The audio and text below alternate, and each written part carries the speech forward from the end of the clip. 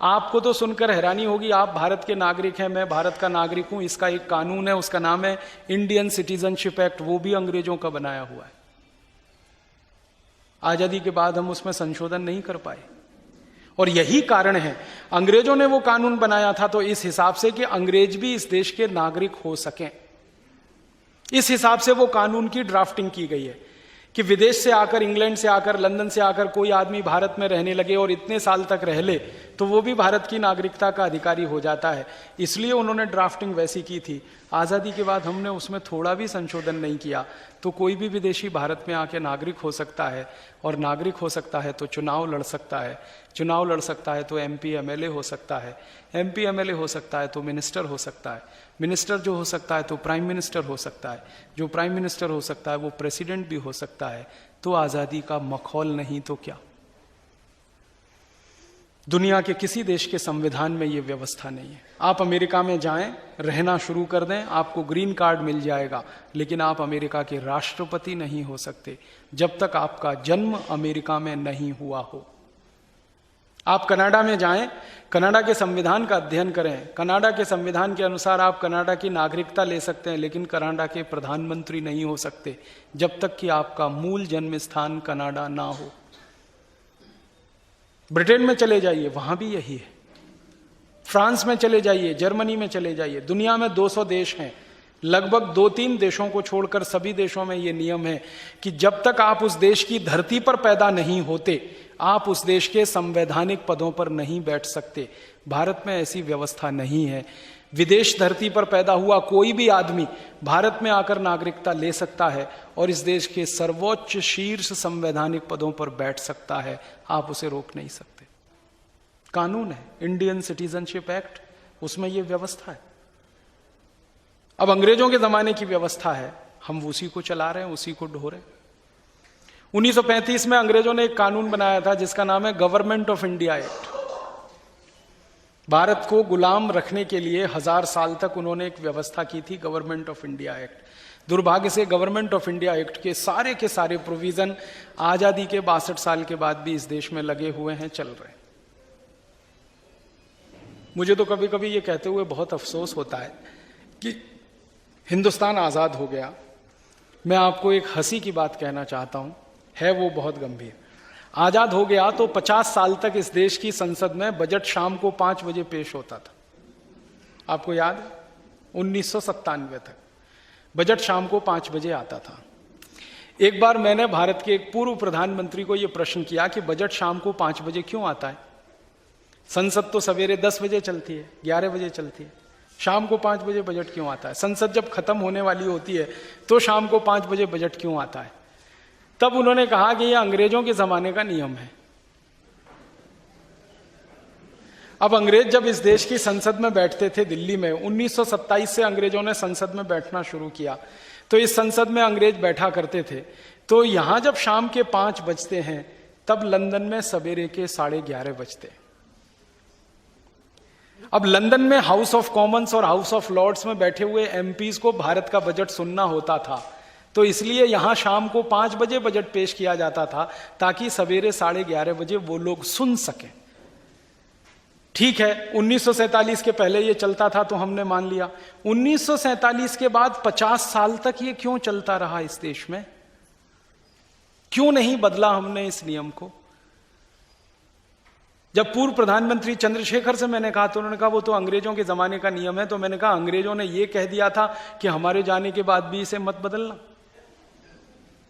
हमारी अकल नहीं है, हमारी बुद्धि नहीं है, हमको समझ नहीं है। ये ब्रिटिश पार्लियामेंट को सुनाने के लिए होता था, अब हमारा उनसे क्या कनेक्शन है, क्या लेना देना है? और जब ये बहस संसद में हुई तो किस दिन हुई?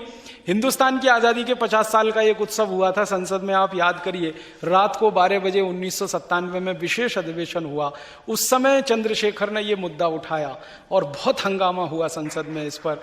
तब जाकर सरकार ने यह माना कि हां 50 साल से हम गलती कर रहे हैं, और उन्होंने कहा कि अब इसको सुधारा जाएगा।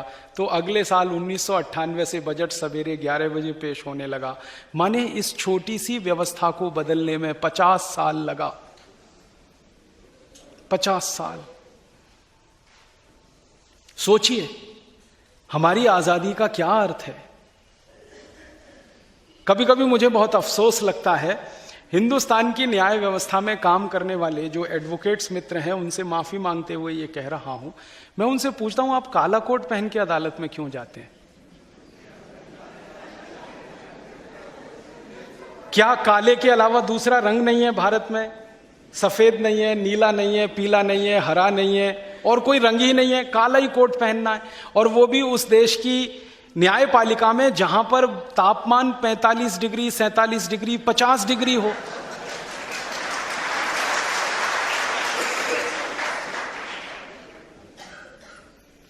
पचास डिग्री तो हो ही जाता होगा बैतूल में गर्मियों में, क्योंकि बैतूल तो विदर्भ के नजदीक है, विदर्भ तो सबसे गर्म इलाका है, नागपुर 50 डिग्री तो आराम से क्रॉस कर जाता है।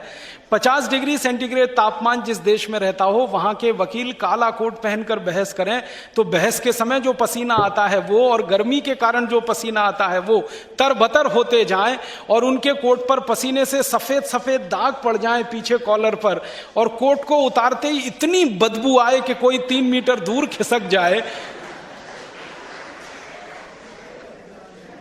लेकिन हम हैं कि कोट का रंग नहीं बदलेंगे, क्योंकि ये अंग्रेजों का दिया हुआ है। आपको मालूम है, अंग्रेजों की अदालत में काला कपड़ा पहनकर न्यायपालिका के लोग बैठा करते हैं, और उनके यहां स्वाभाविक है, क्योंकि वहां -40 डिग्री सेंटीग्रेड तापमान होता है, 0 से नीचे, भयंकर ठंड है। तो भयंकर ठंड है, बर्फ पड़ती है, साल में 6-8 महीने बर्फ पड़ती है। इतनी बर्फ पड़ने वाले देश में जहां बहुत ठंड होती हो, वहां काला कोट ही पहनना पड़ेगा, क्योंकि वो गर्मी देता है, ऊष्मा का अच्छा अवशोषक है, अंदर की गर्मी को बाहर नहीं निकलने देता और बाहर से गर्मी को खींच के अंदर डालता है। इसलिए ठंड वाले देश के लोग काला कोट पहनकर अदालत में बहस करें तो समझ में आता है, हिंदुस्तान के गर्म देश के लोग काला कोट पहन के बहस करें। 1947 के पहले होता था, समझ में आता, 1947 के बाद भी चल रहा है। हमारी बार काउंसिल को इतनी समझ नहीं है क्या कि इस छोटी सी बात को ठीक कर लें, बदल लें? सुप्रीम कोर्ट की बार काउंसिल है, हाई कोर्ट की बार काउंसिल है, डिस्ट्रिक्ट कोर्ट की बार काउंसिल है, सभी बार काउंसिल मिलकर 1 मिनट में फैसला कर सकती हैं कि कल से हम ये काला कोट नहीं पहनेंगे। वो तो भला हो हिंदुस्तान में कुछ लोगों का। हमारे देश में पहले क्या होता था ना, अंग्रेज न्यायाधीश होते थे तो सिर में टोपा पहन के बैठते थे, वो भी काला होता था, उसमें नकली बाल होते थे, पूरा टोपा लगा के अंग्रेज बैठा करते थे। आजादी के बाद 40-50 साल तक टोपा लगाकर यहां बहुत सारे जज बैठते रहे हैं इस देश की अदालत। और अभी तो यहां क्या विचित्रता है कि काला कोट पहन लिया, ऊपर से काला पैंट पहन लिया, बो लगा लिया, सब एकदम टाइट कर दिया, हवा अंदर बिल्कुल ना जाए, और फिर मांग करते हैं कि सभी कोर्ट में एयर कंडीशनर होना चाहिए। ये कोट उतार के फेंक दो ना, एयर कंडीशनर की जरूरत क्या है?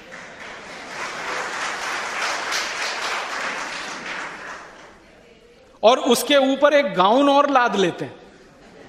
आपने देखा वो नीचे तक लहंगा फैलता हुआ। ऐसी विचित्रताएं आजादी के 60 साल में इस देश में दिखाई। मैं कहना यह चाहता हूं कि अंग्रेजों की गुलामी की एक भी निशानी को आजादी के 62 साल में हमने मिटाया नहीं, सबको संभाल के रखा है, सहेज कर रखा है। और हर साल अपने को मूर्ख बनाने के लिए 15 अगस्त का झंडा फहराते रहते हैं, 26 जनवरी मनाते रहते हैं। स्वतंत्रता दिवस कहते हैं। स्वतंत्रता का माने होता है अपने तंत्र की व्यवस्था में जीना। आपका कौन सा तंत्र आपने बनाया 62 साल में, बताएं ना। सब अंग्रेजों की बनाए गए नियम कानून व्यवस्थाओं में हम जी रहे हैं। तो इसलिए हम लोगों को लगता है कि ये अंग्रेजियत की व्यवस्था जो चली आ रही है 250 साल से 300 साल से, इसको तो बदलना ही पड़ेगा, इसको तो खत्म करना ही पड़ेगा। आजादी के समय जब इस देश में बहुत सारे वकील हुए जो आजादी की लड़ाई के नेता थे, आप जानते हैं महात्मा गांधी वकील थे, सरदार वल्लभ भाई पटेल वकील थे, हमारे देश में एक बड़े नेता लोकमान्य बाल गंगाधर तिलक वकील थे, लाला लाजपत राय वकील थे, बिपिन चंद्र पाल वकील थे, सुरेंद्रनाथ बनर्जी वकील थे, बड़े वकील नेता इस देश में हुए। उन्होंने उस जमाने में काले कोट का बहिष्कार किया, अंग्रेजों की पोशाक का बहिष्कार किया। आपको मालूम है महात्मा गांधी अदालत में जब बहस करने के लिए खड़े होते थे, एक दिन भी काला कोट नहीं पहना, और उन्होंने अंग्रेजों का टोपा भी नहीं लगाया। वो अपनी पगड़ी बांधकर अदालत में जाते थे बहस करने के लिए, भले ही जज से झगड़ा करना पड़े। और एक बार एक अंग्रेज जज ने, जो खपती था बहुत, गांधी जी को इसके लिए सजा सुनाई थी। गांधी जी ने कहा कि मैं सजा भुगतने को तैयार हूं, लेकिन अंग्रेजी अदालत में अंग्रेजी पगड़ी नहीं पहनूंगा, पहनूंगा तो भारतीय पगड़ी ही पहनूंगा। सजा ली उन्होंने, उसके लिए सजा खाई। एक बार तो उनका रजिस्ट्रेशन कैंसिल करने की नौबत तक आ गई थी, लेकिन गांधी जी पीछे नहीं हटे और वही लोकमान्य तिलक थे, बराबर मराठी पगड़ी बांधकर अदालत में खड़े होते थे। जज उनसे चिढ़ता था, जलता था, वो कहता था कि आपकी ये पोशाक बराबर नहीं है। उन्होंने कहा कि मेरी पोशाक तो यही है, आपको हिंदुस्तान में रहने की तमीज नहीं है, आप इस देश को छोड़कर जाइए, क्योंकि इस देश की पोशाक ही है। तो मुझे लगता है कि अंग्रेजों के समय में जो भारतीय वकील थे उनमें इतनी हिम्मत थी कि अंग्रेजी पोशाकों का बहिष्कार किया, अंग्रेजी हैट का बहिष्कार किया। लेकिन आजादी के बाद के इन वकीलों का क्या हो गया?